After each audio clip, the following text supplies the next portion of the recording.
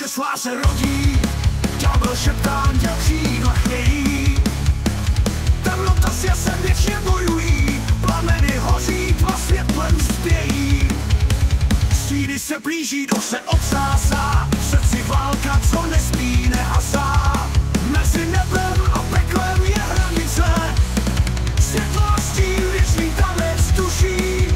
Zlo a dobro v hlubinách hlásí, hranice tenká, křehká, jak sklo, v srdci bojuje peklo i nebe spolu.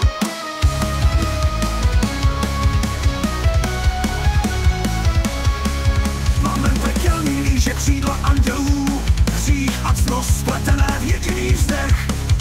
Hlasy ztracený v bouři se zvedají, v temnotě hledají kousek pravdy. Bolest a sláva v tichu se mísí, duše v plamenech se znovu rodí. Mezi světlem a tmou je věčný spor, světlo a stín, věčný tanec duší.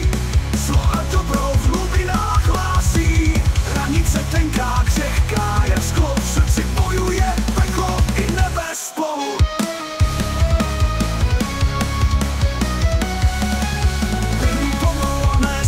A naděje, duch bojovníka, co nikdy nezhasne. V tichu noci slyší hlas pekla a přesto v něm plane andělský dech. Temná symfonie bolesti a víry, hra na hraně věčného konfliktu.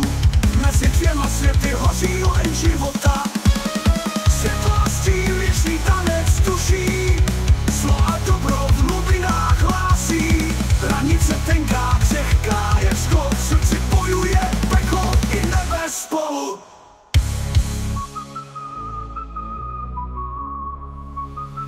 Srdce svázané řetězy minulosti, duše ztracená v chaosu vášně.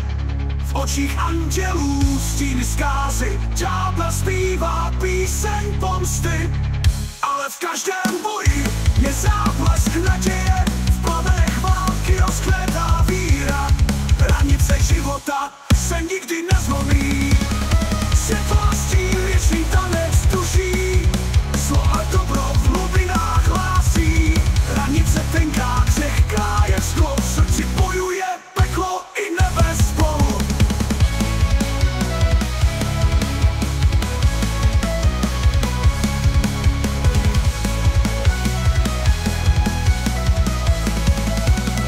Na křídlech bolesti letí duše, v rytmu ticha se rozplývá zlo.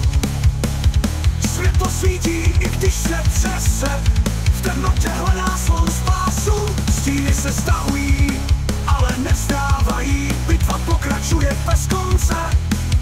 V srdci člověka hraje věčná píseň, světlo a stín, věčný tanec duší.